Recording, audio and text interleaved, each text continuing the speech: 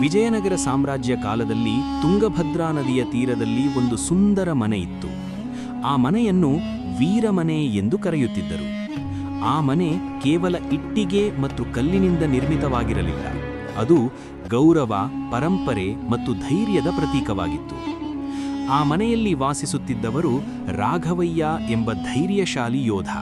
ಅವರು ರಾಜ ಕೃಷ್ಣದೇವರಾಯರ ಸೇನೆಯಲ್ಲಿ ಸೇವೆ ಸಲ್ಲಿಸುತ್ತಿದ್ದರು. ಯುದ್ಧದಿಂದ ಮರಳಿ ಬರುವಾಗ ಅವರು ತಮ್ಮ ಮನೆ ಮುಂಭಾಗದ ತುಳಸಿ ಕಟ್ಟೆಯ ಬಳಿ ಕುಳಿತು ಯುದ್ಧದ ಕಥೆಗಳನ್ನು ಹೇಳುತ್ತಿದ್ದರು.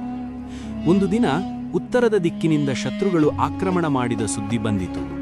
ಗ್ರಾಮಸ್ಥರು ಭಯಗೊಂಡರು. ರಾಘವಯ್ಯ ಯುದ್ಧಕ್ಕೆ ತೆರಳುವ ಮುನ್ನ ತನ್ನ ಮನೆಯನ್ನು ನೋಡಿ ಹೇಳಿದರು, "ಈ ಮನೆ ನಮ್ಮ ಗೌರವ, ಇದನ್ನು ಕಾಯುವುದು ನಮ್ಮ ಕರ್ತವ್ಯ." ಯುದ್ಧ ಭೀಕರವಾಗಿತ್ತು, ಆದರೆ ವಿಜಯನಗರ ಸೇನೆ ಜಯ ಸಾಧಿಸಿತು. ರಾಘವಯ್ಯ ಗಾಯಗೊಂಡಿದ್ದರೂ ಧೈರ್ಯದಿಂದ ಮನೆಗೆ ಮರಳಿದರು.